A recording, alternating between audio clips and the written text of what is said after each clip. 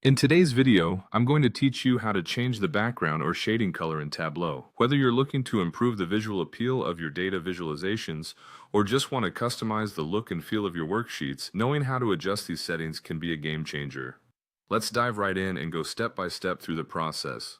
First, you'll want to open the Tableau public app. If it's your first time using Tableau, take a moment to explore its interface. It's intuitive once you get used to it, and there's a dedicated support community if you ever get stuck. Next, you need to access your worksheet within Tableau. After opening the app, you'll see a list of your projects. Find the specific workbook you're working on and double-click to open it. If you're working with multiple sheets within a workbook, select the specific sheet where you want to change the background or shading color. This ensures that any changes you make will be applied only to that particular sheet, allowing for more customized control over your data presentation. Once you've selected your sheet, it's time to locate the Format menu. This is your go-to resource for all things related to aesthetics and design in Tableau.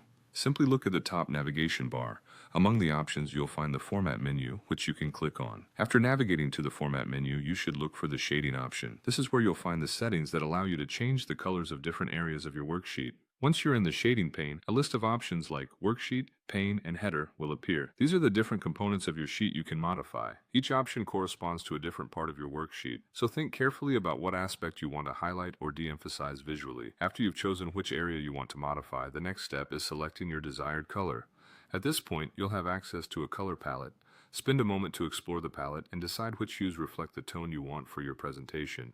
If you have a specific color in mind that isn't available in the default palette, you also have the option to specify a custom color. Taking these steps allows you to tailor your data presentation effectively, enhancing clarity and emphasizing crucial data points through strategic use of color. Playing around with these features not only makes your data visually appealing, but also accessible and easier to understand. And that's it. You've successfully learned how to change the background and shading colors in Tableau.